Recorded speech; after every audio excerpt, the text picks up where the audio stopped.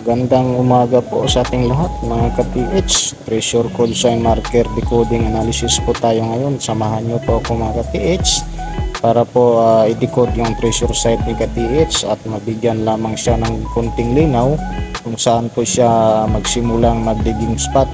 Pero bago po ang lahat mga ka-TH, huwag nyo pong kalimutan na mag-subscribe sa ating YouTube channel at pindutin nyo na rin po yung notification bell button para lagi po kayong updated sa mga susunod na videos na gagawin po natin.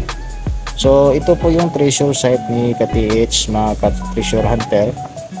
Ito po yung malaking dot o malaking hole na naka-engrave or naka-ukit sa malaking bato na nasa gilid ng creek. Ang hole po na ito ay may another sign po siya. Kung ito po ay legit na sign, ito po ay may guhit siya na maliit at mataas na guhit. Ito po ay nagtuturo o nagpo-point sa deposito dito po sa kanyang giliran. So samahan nyo po mga ka-TH at itong ipaliwanag ng maayos kay ka-TH kasi ang bato na ito ay naka-formation po siya na walling type at ang ibabaw po nito ay kung ating pong babasihan ay siya po ay parang rectangle o parang formang tahon po. So tingnan nyo po yan mga ka-TH, yung butas na hole na malaki. Tusukin nyo po yan ng daliri nyo, baka yan ay tinatawag nila na imbudo. Yan po ay baka yung item ay nasa loob lamang po. At kung wala naman po, sundan nyo po yung dalawang guhit na pareho pong nagtuturo. At saka ang pangalawa po nitong paghanap na mga ka-TH, ito po ay gamitan po natin ito ng compass kasi yung ganitong klase na sign, ang ibig sabihin kasi niyan ay indeed siya, wala na siyang ibang pupuntahan. So or ang pangalawang ibig sabihin nito, nagtuturo siya ng ibang counter sign.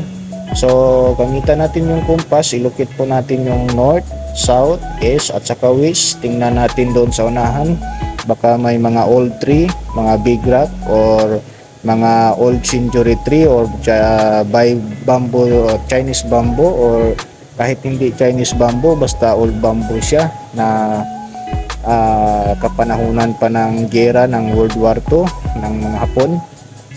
So may posibilidad po na yun ang tinuturo niya na counter sign.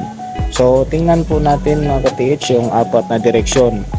At saka yung bato po sa unahan, kung dito po sa ating remapping, sa ating drawing na remapping, ito po ay pasok siya sa 45 degree sa northwest. Tingnan nyo po yan mga ka-TH, baka may sign po yan nagtuturo to deposit na nakalagay dyan. At kung wala naman po mga ka-TH, ang gagawin po natin dito, yung kung saan po dumadalo yung tubig, mag-digging spot po tayo dyan ng 2 meters digging spot. At ang una po natin gagawin dito for digging spot, sundan nyo po yung guhit na dalawa na pareho yung puntarya dyan banda sa kamay ni ka-TH ang tinuturo. Yan po ang first digging spot natin. Mag-digging spot po tayo dyan na 2 meters. Kung wala po, punta po tayo sa second digging spot. Yun pong sinasabi ko nung yung kung saan dumadalo yung tubig pag napuno yung hole. Yan po ang sundan natin, 2 meters digging spot. At saka wag nyo rin pong kalimutan mga ka-TH, pupukin yung palibot ng bato na yan, baka may hollow rock dyan kasi naka-walling type at para siyang kahon. Hanggang dito na lang po at huwag nyo pong kalimutan na mag-subscribe sa ating YouTube channel at sana pagpalain po tayong lahat. God bless po.